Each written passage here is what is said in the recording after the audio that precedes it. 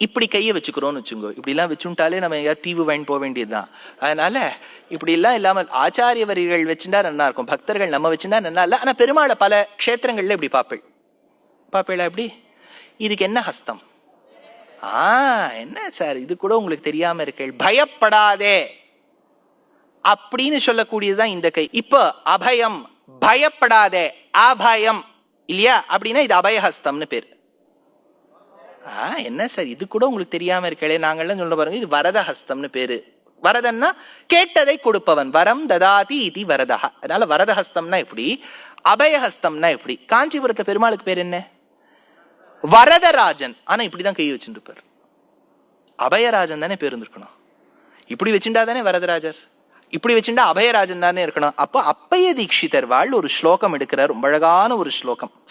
நாமைவதே வரத வாஞ்சித தாத்ருபாவம் வியாக்கியாயதோ நவஹசே வரதான முத்ராம் நஹ்யாகமோதிதரசஹ ஸ்ருதி சித்தமர்த்தம் லிங்கேன போத்ய முரரி குருதே விபஸ்சித்.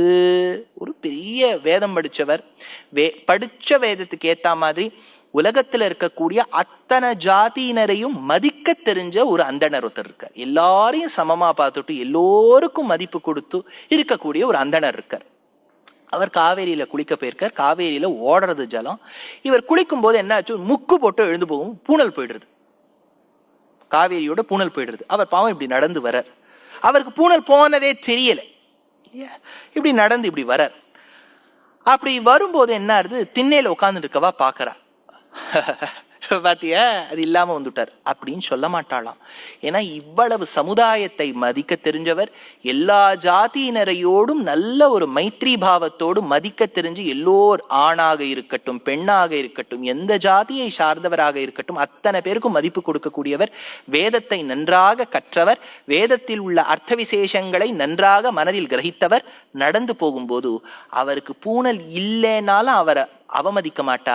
ஏன்னா அவருக்கு இருக்கக்கூடிய ஞானத்துக்கு இந்த பூனல் இருந்தாலும் இன்னேலாலும் பிரச்சனையே இல்லை.